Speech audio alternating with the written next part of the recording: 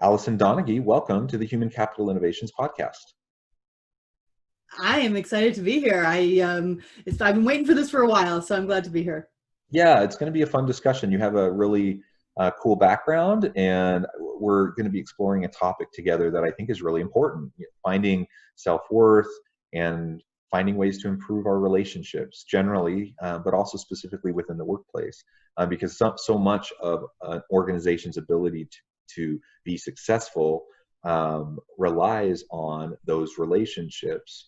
We are first and foremost human beings that have all sorts of complex interactions, and we have our flaws, and we have just these moments where things don't get communicated effectively. And so finding ways to have meaningful relationships in the workplace is one of the number one indicators of successful teams, of employee engagement, employee satisfaction, organizational commitment, and a whole slew of different types of positive outcomes for organizations. So from a people perspective, from a human perspective, it's important. But from an organizational perspective, as we look at the business case of it, it's also important. So it's a no-brainer. And talking about self-worth, I think, will be a really valuable discussion. As we get started, I just wanted to share Alison's bio with everyone. Alison Donaghey believes that worthiness is the foundation of everything that we do. She believes that we can connect with our own worth internally and have a strong foundation in life, or we can connect with it externally and have a foundation built on sand. Life is truly more remarkable when we can learn to reclaim the worth we were born with. Alison has a background of psychology, criminology, sociology, was a single mom on welfare when she started her business, and is an international best-selling author now. What an empowering and motivating type of a background and bio that you have, and I really look forward to this conversation. Oh, thank you so much. It has been an incredible journey. I feel so fortunate that I've been able to learn the lessons along the way that I've been able to learn, because without having learned those, I don't think I would have been able to get to where I am.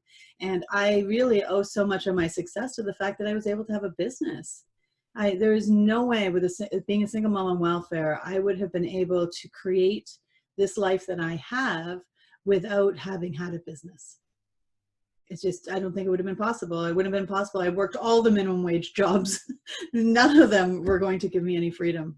So I have a huge appreciation for business and what it can do for people. And my book even talks about how we can use our business to change the world. Yeah, I love that. And maybe we can start off with just a little bit of, to the extent you're willing to share, a little bit about your personal background, how you got into your business, and how you some of those early lessons you started to learn that have transformed your approach. Yeah, and so I had been at university, and I was plugging my way through, working 3 jobs, and I met a guy who taught me how to paint houses, and I ended up moving in with him, and he relapsed into drug addiction. And so life got extremely messy and complicated and just horrible. And then he passed away in 99. And I thought, oh gosh, what am I going to do? I have no job right now. I have all of his debt from his drugs, which I can't afford. I didn't finish my education. And so I thought, well, maybe I'll just start my own company. How hard can it be? Other people do it. The ignorance of youth is sublime.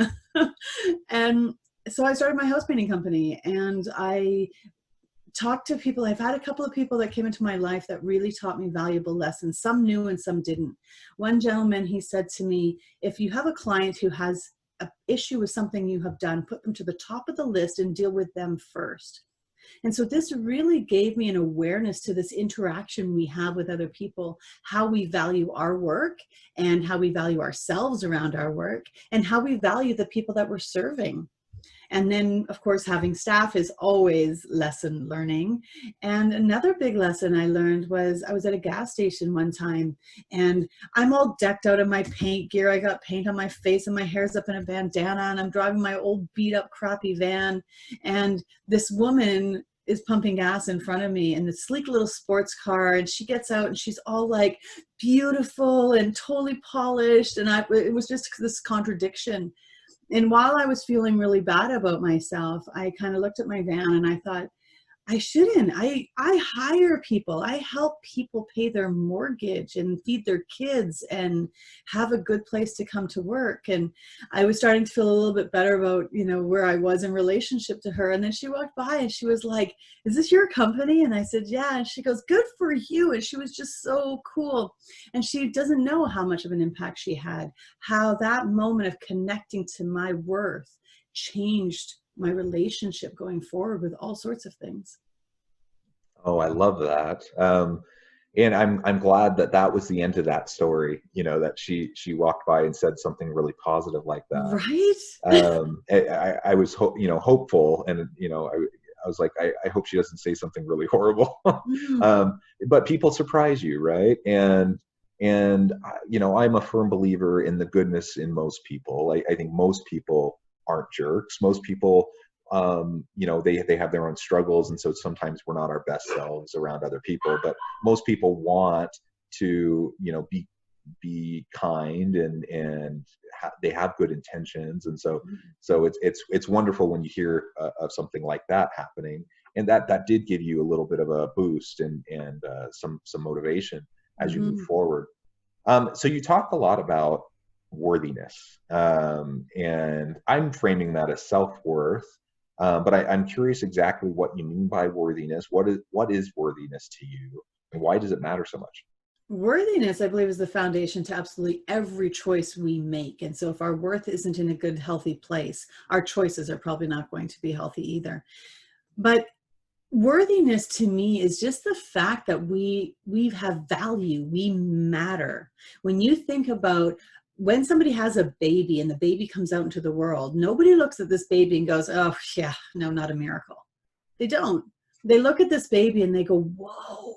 And it's that wonder and the magic and that how miraculous it is about how that even happened. And then we get out into the world and the world tells us we're not good enough. We're not tall enough, pretty enough, smart enough, fast enough, any enough of these things. And then we believe it. And our worth takes a hit. And we spend the rest of our time trying to prove to other people that we matter instead of just reclaiming that inherent worth we were born with. Yeah, and it is inherent. We all have that innate self-worth, and I Mhm. love the way you frame worthiness. It's a little bit different than how some people view it, and I think within a religious context, a lot of people talk about worthiness Mhm. in a different way, right? Right. They talk about how we have to basically like earn our worth through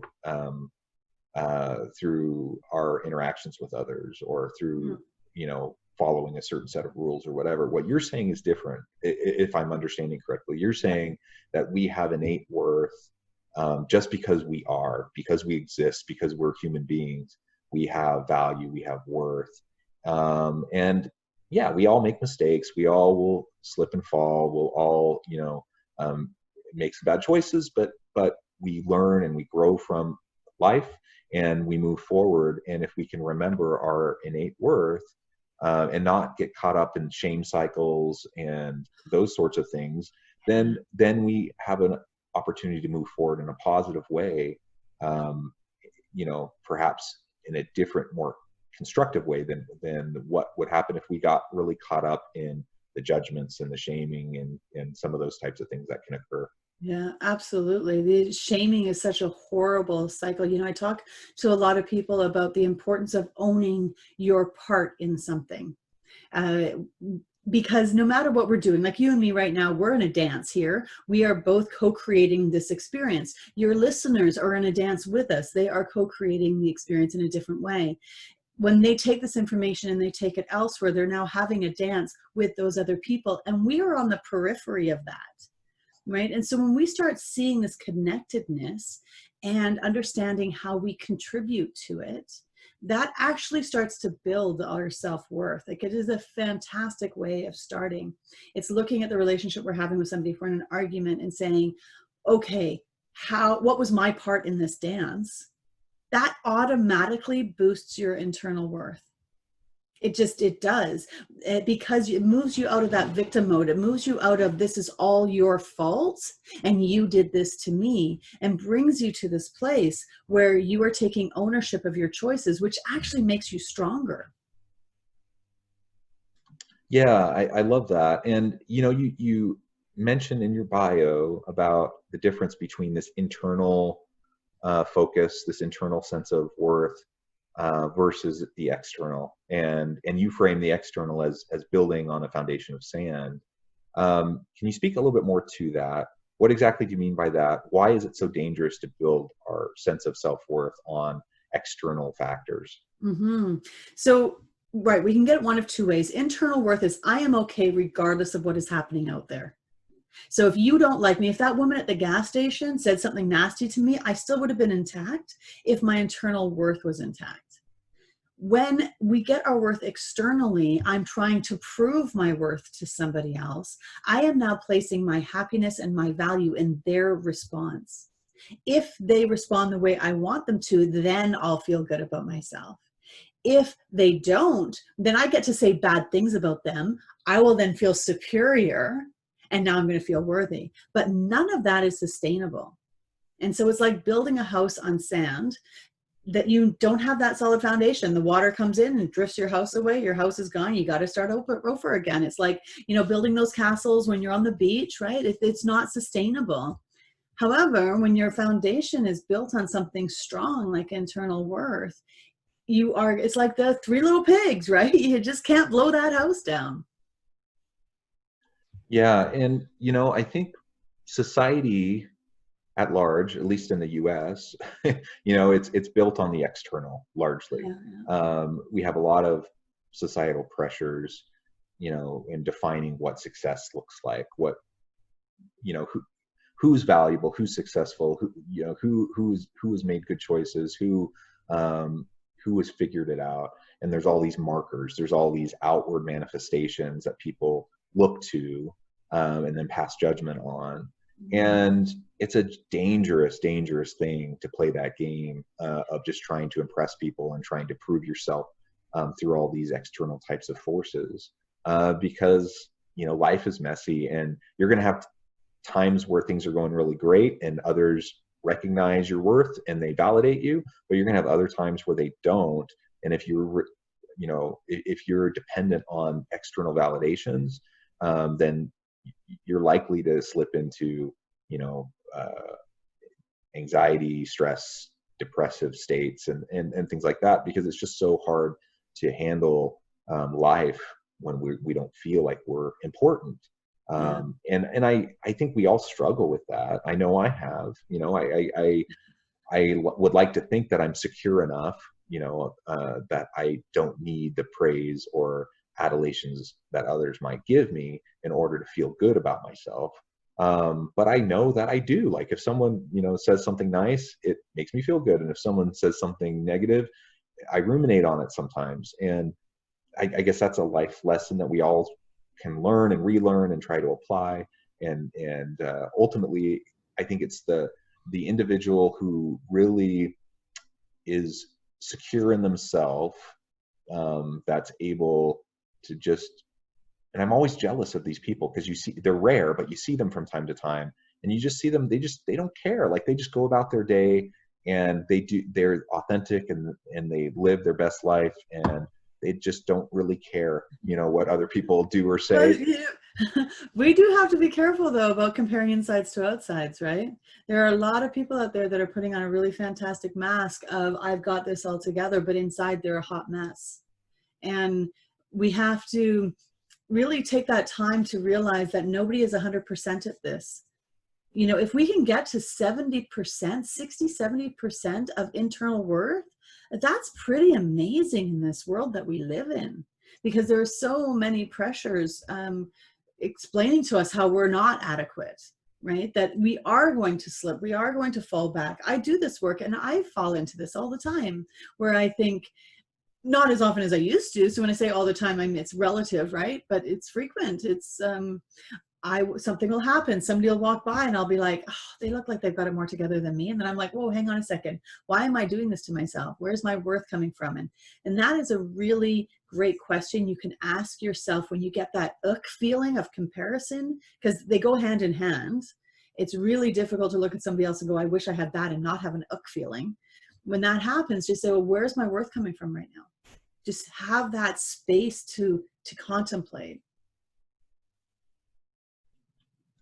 So how does this translate over to relationships? Having a sense of self-worth, of your own innate worthiness. How does that help us to have more healthy relationships, whether it's at home, in our neighborhoods, our communities, with our friends, or in the workplace? Right. Well, the first thing is it allows you to own your part in something.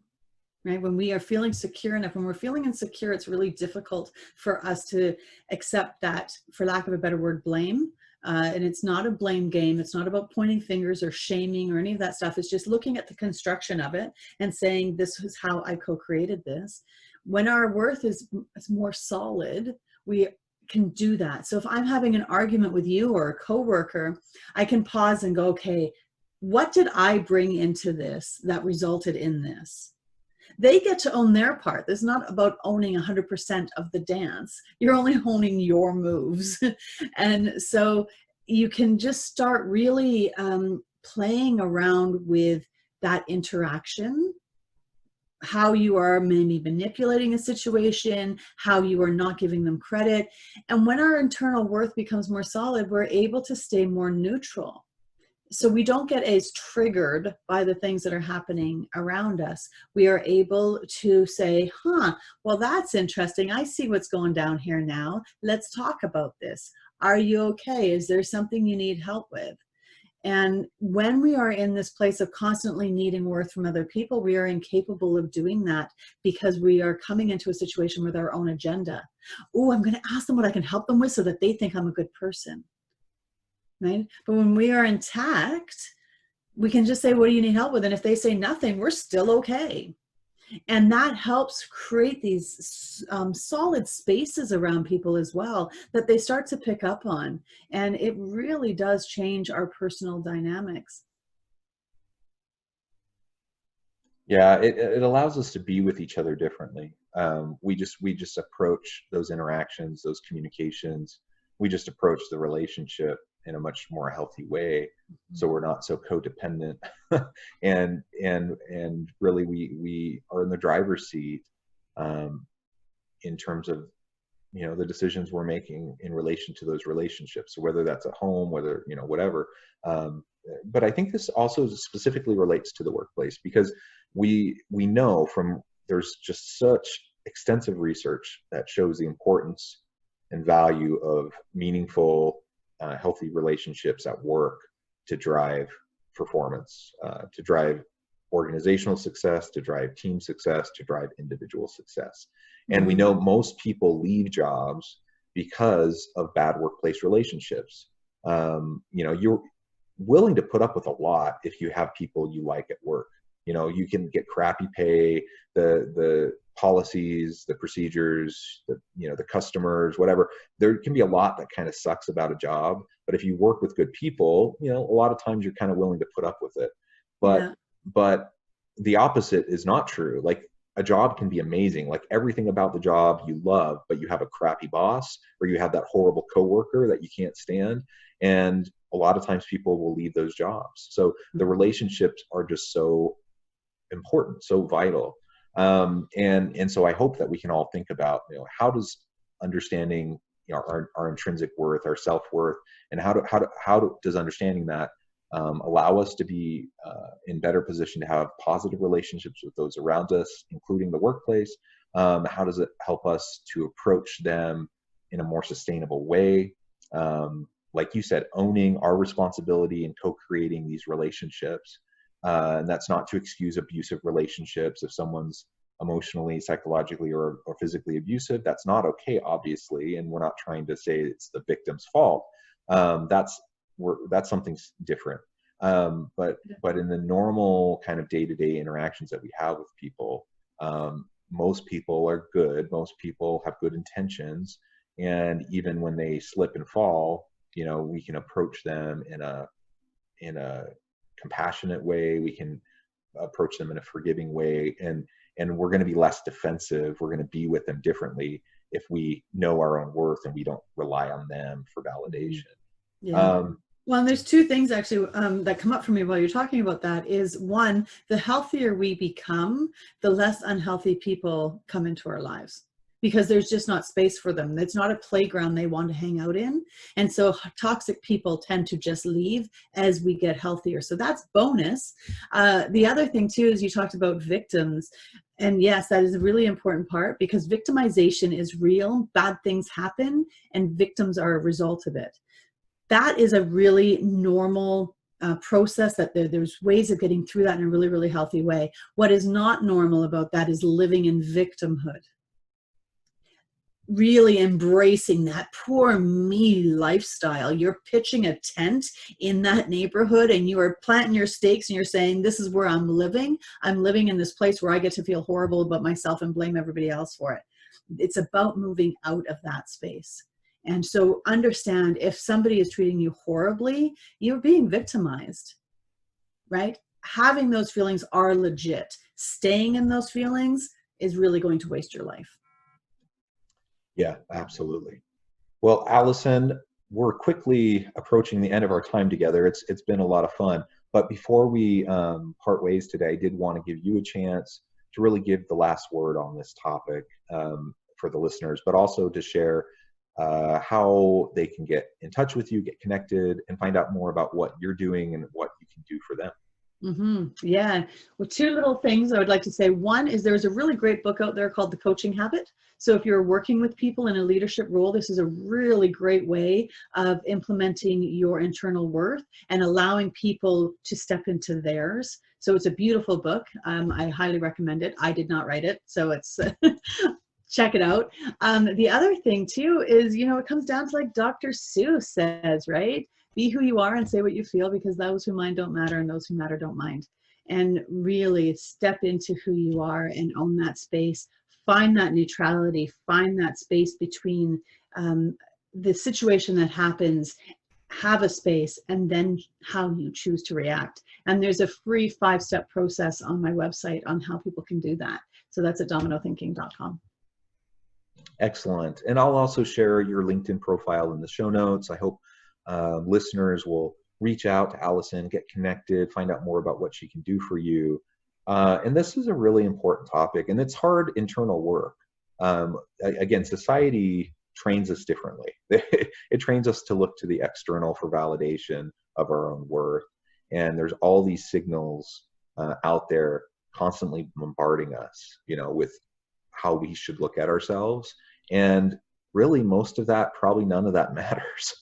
You know, what really matters is that that we do that self-work, that we understand who we are, that we're authentic, that we understand our innate value. And when we do that, when we're in a healthier space, in a healthier place with ourselves, it does, like you said, it allows us to be more healthy in our relationships. We'll have better interactions with others around us. We'll be more understanding and forgiving and compassionate with those around us and with ourselves. And ultimately, we'll find more peace and joy in life because we're not constantly dependent on others to provide that for us. We are able to generate it for ourselves because we've learned about and know ourselves better. And I hope that's a journey that everyone is willing to go on. And for organizational leaders, this may sound a little woohoo and like abstract pie in the sky, but I think it's critical. If you want to be a successful leader within an organization, you need to know yourself. You can't really know your people until you know yourself, and you can't really interact with your people in a healthy way until you do that with yourself first. And then that will lead to lots of great outcomes for you, your team, and your organization. So thanks everyone for listening. I hope everyone stays healthy and safe, that everyone can find meaning and purpose at work each and every day. And I hope you all have a great week. Thank you.